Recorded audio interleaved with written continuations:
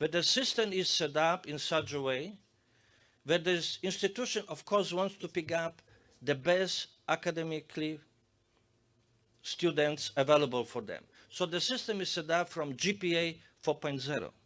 So if the institution, for example, have 75 quotas, that's the number they can take for specific program, so the program will, system will pick up the students with GPA 4.0, then go to GPA 3.9, and might stop in GPA 3.7. The quota is filled. So others with GPA 3.5 can complain, but I have GPA 3.5, why I am not selected? Simply because there were more better students than you. And you will see for the first time in our country, school leavers and non-school leavers applying through this digitalized system. Honorable Kino Kahone, former Minister for Higher Education, Research, Science, Technology and Sport, and a beautiful wife and children, welcome. First time Minister's family is joining us, so we are very delighted that you came. For us, previously, the manual system together took us more than 2 months before the name of the students was in the system at the university or college. On top of that, the total cost was over 8.5 million kina. Now, as I mentioned, the paradigm change. The student is selecting the institution, but the institution has the power to say, you are welcome to join us, but that's the criteria. So the institution, only the institution has the authority to enter the criteria to the system, nobody else. On top of that, the institution has 68 different criteria they can use. And they inserted the quotas. How many students for each program they can take. And what happens when our minister will formally launch or start or activate the selection? Will take around 32 seconds. That's all. Not 2 months. On top of that, students who are interested, they are logged in. The students have now access to the system. And after the selection, the students will get automatic information. Congratulations, you were selected to this and this institution. The name of the students go directly to the registrar module at the institution. So there's no need to retype, and we avoid a lot of mistake in retyping. The challenge here is that the system is set up in such a way that this institution, of course, wants to pick up the best academically students available for them. So the system is set up from GPA 4.0.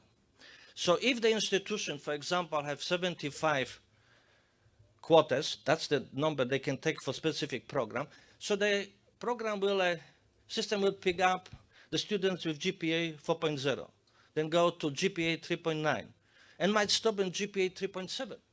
The quota is filled. So others with GPA 3.5 can complain, but I have GPA 3.5, why I am not selected? Simply because there were more better students than you. That's why you were not selected. This is one of the biggest challenges we have each year, that there's some students' parents, especially say, my daughter and my son had high GPA but was not selected. Well, accept the fact there were better students than yours. Saying that,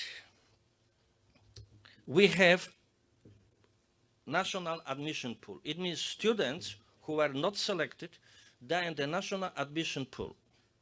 And after the official selection, the minister will initiate very soon, we will see the number of students selected to each institution, and we'll see how many available spaces are still available for the students to be selected. And then the institution go to the admission pool and will invite the students, do you want to join us, the students? So the paradigm is changed. Now the students make choice where she or he wants to go. Were not selected after grade 12, they were encouraged to upgrade their marks. Once they upgraded the marks, they could not go to the institutions at the same manner like students who finish grade 12. So we listen to the requests of parents and students. The marks, non-school leaver students, today will be selected. The challenge was here, how many of non-school leavers we can take. And Minister make a policy decision, 60% school leaver spaces available in our higher education system for those who were encouraged to upgrade their academic marks and they're applying today. And you will see for the first time in our country, school leavers and non-school leavers applying through this digitalized system. My dear colleagues at our institutions here, I would personally like to acknowledge the contribution made by PCG Academia, who is joining us, and the Deputy Secretary of Research and Innovation and her team working hard to develop the module for non-school leavers. It's a great achievement.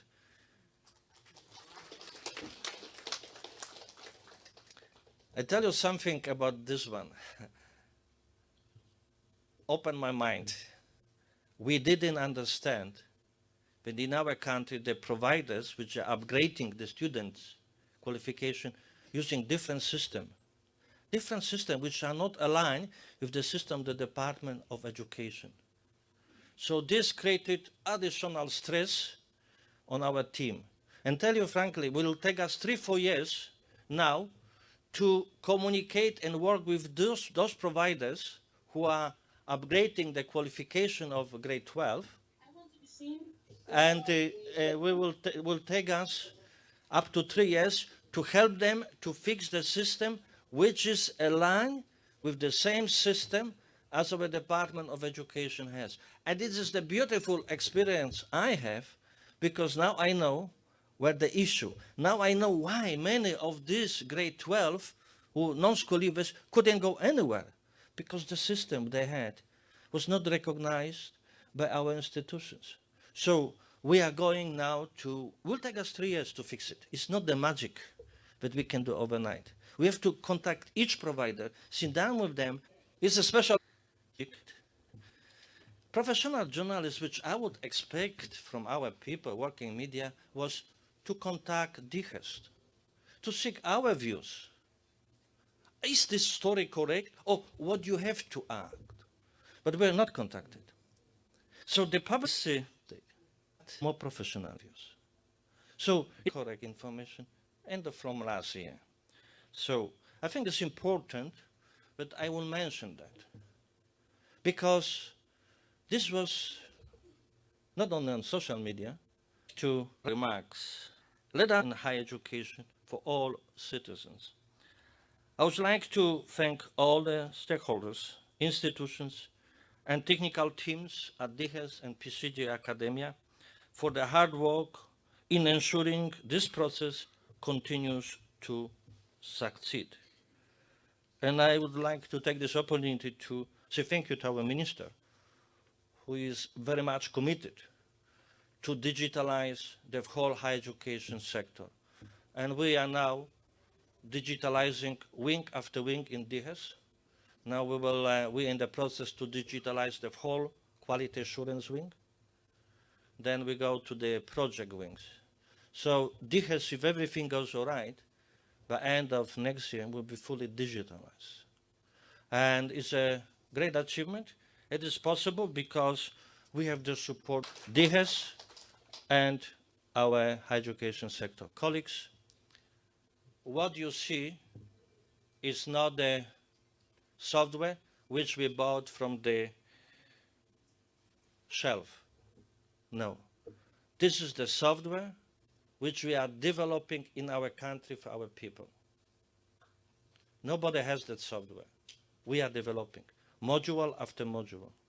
And our minister had very constructive discussion with the Minister of Solomon Islands, minister responsible for education and human development. And Solomon Islands will talk with our minister, and maybe next year they will join us in the system as well.